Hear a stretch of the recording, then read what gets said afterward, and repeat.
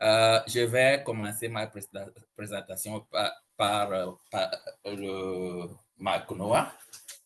Typiquement parlant, c'est la gestion des zones marines et côtières en Afrique du Nord et de l'Ouest. Et voilà une idée des zones qu'on couvre. On a deux régions, on a l'Afrique de l'Ouest et on a l'Afrique du Nord. Le consortium, le lead du consortium est l'Université du Ghana où je suis. Et la zone qu'on couvre, on a une population de, disons, pratiquement 600 millions de personnes qui peuvent être des utilisateurs potentiels de notre projet. Voilà, on a 11 partenaires qui se sont réunis pour faire la mettre en œuvre le projet MACNOA. Et ça couvre 18 pays. Donc, vous pouvez voir les pays du Nigeria si on commence par le bas jusqu'en Égypte. Et il y a 6 services. Donc, on essaie de produire et d'appliquer, d'exécuter. Comme vous le savez déjà, le programme GMS est un enfant de la collaboration entre la Commission de l'Union africaine et la Commission européenne. Donc, je dirais que le MACNOA, c'est le petit-fils de la collaboration. On a 6 applications, comme je l'ai dit. Mais pour cette présentation, je vais me concentrer sur les prévisions marines qu'on fait sur le plan régional. Maintenant, je vais raconter l'histoire. Bon, ça va? Je vais raconter l'histoire venant comme un des bénéficiaires ou les bénéficiaires le voient. En juillet 2022, par exemple, sur le compte Twitter de une des associations majeures au Ghana, c'est Canoe and Fishing Gear Owners Association of Ghana. Ce sont les, comment on dit, owners, les propriétaires des pirogues et des outils qu'on utilise pour faire la pêche. Ils sont formés de l'association. C'est une association de plus de 2000 pêcheurs et quand on ajoute les autres, il y en a beaucoup. Sur leur page Twitter, ils montrent comment les marées, les rats de marée a des impacts négatifs sur leurs activités et ils appelaient au soutien. Un mois plus tard, sur le même compte Twitter, montre ou apprécie l'intervention du projet GMS en Afrique pour le fait qu'on leur fournit les prévisions de l'état des océans. C'est une adoption ou absorption qui a été réussie. Ils utilisent souvent le code USSD 920 88 avec les stars et les dièses, si je peux le dire comme ça. Voilà, on a aussi les communautés côtières. Notre cible, ce sont les communautés côtières, en particulier les pêcheurs qui sont très impliqués ou qui bénéficient de cela. Donc, on fait comment dire, la sensibilisation. Et voilà les pêcheurs qui montrent comment eux-mêmes ils font les sensibilisations entre eux. Cette image en particulier, c'est eux-mêmes qui l'ont organisée. JMS n'avait pas intervenu à ce moment-là. Fast forward. Maintenant, en janvier 2024, on peut voir d'autres formations. Il y a les formations pour les opérateurs des centres communautaires d'information. Ce sont les gens qui utilisent souvent des mégaphones, des speakers pour parler, pour divulguer l'information dans les communautés qui n'ont pas beaucoup de méthodes techniques. Donc, on les a formés. Ils ont été formés sur l'état de l'océan, comment l'utiliser, comment comprendre, comment aider les autres à avoir accès. Et cette formation est une des formations que l'Agence météorologique du Ghana a fait pendant toute cette période-là. Donc, quand on parle de service uptake ou l'adoption, voilà, on a 2 posters montrant comment les fishermen ou les pêcheurs eux-mêmes essaient de promouvoir le code qu'ils utilisent pour que les autres, tout le monde puisse l'adopter et puisse s'en servir. Maintenant, parlons un peu du service de sécurité en mer. Voilà quelques statistiques. On ne s'est pas levé pour juste faire le service. mais voilà quelques statistiques qu'on a reçues il y a un peu longtemps. Je crois que ça, c'est en 2022, où l'association dont je parlais, chaque fois qu'il y a un problème, ils prennent des données, des statistiques. Voilà. Par exemple, si vous arrivez à voir item affected, on a par exemple Outboard, on a Canoe, on a Net. Donc, il y a les pirogues qui ont été affectés, on a les filets, on a les moteurs. Ils prennent beaucoup de statistiques. Et avant le Safety Assist Service ou la sécurité en mer en 2016, il a été estimé pour l'année 2014 et 2015 qu'il y a eu 168 accidents, 52 décès. Ça, c'est pour 2 années. C'est une estimation qu'on n'a pas fait nous-mêmes. On a pris ça par rapport avec venant de l'association. Et il y a 110 pirogues qui ont été endommagées, principalement à cause des tempêtes et des rats de marée.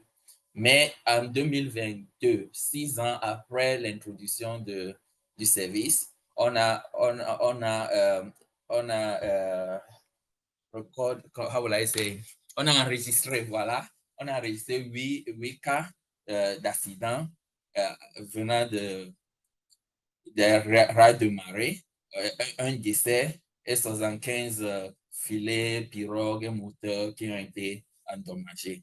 Prenons note que quand une pirogue est endommagée en Afrique de l'Ouest, c'est pratiquement 8 familles qui sont affectées. Et ce sont les gens ou des familles qui ont de grands nombres. Une famille peut avoir une average ou en moyenne 10 personnes. Donc, juste une seule pirogue peut affecter 80 personnes. Sur le plan en Afrique de l'Ouest, il y a un taux de mortalité selon les statistiques, 1000 personnes pour 100 000 pêcheurs qu'on a aussi enregistrés. Et il a été estimé qu'on a 3,5 millions de pêcheurs artisanaux. Donc, le service est la prévision de l'état des océans diffusée sous forme d'alerte via notre application ou même les messages, des drapeaux, des bulletins et les médias sociaux. Comme je l'ai dit, on couvre les deux régions, mais c'est plus utilisé en Afrique de l'Ouest qu'en Afrique de Nord. Et les cibles sont les pêcheurs artisanaux et les communautés de pêcheurs. Donc, on donne des forecasts, des prévisions de 3 jours. Quand on ajoute le jour J, même, je peux dire que 4 jours d'information est disponible pour les pêcheurs. Voilà, voilà un peu notre dashboard pour voir comment on évolue. En septembre, le 10 septembre 2023, par exemple, on avait passé le cap de 100 000 access ou des gens qui ont accédé aux informations. 100 000 ont été, je ne sais pas si vous pouvez voir ça ici. Et le 2 janvier, juste le mois passé, ça a déjà dépassé 115 000. Et ce sont, ici, ça enregistre ce que plus, c'est l'USSD au Ghana et au Nigeria, plus au Ghana parce que c'est plus utilisé au Ghana. Mais sur le plan régional, il y a des pays, les pays qui utilisent plus et qui sont très impliqués. On a le Bénin, la Gambie, le Ghana, la Guinée, le Togo et le Sénégal. Eux utilisent d'une façon ou d'une autre pour aider la communauté des pêcheurs. Je vais aussi parler brièvement, pas rien de technique, comment on s'y fait. D'abord, on accède aux données qu'on télécharge, les données Copernicus, of course, et aussi on a des données in situ. Il y a le traitement et la visualisation des données.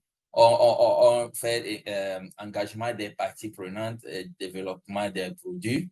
Et il y a aussi le développement de services de produits. On transforme le produit en service.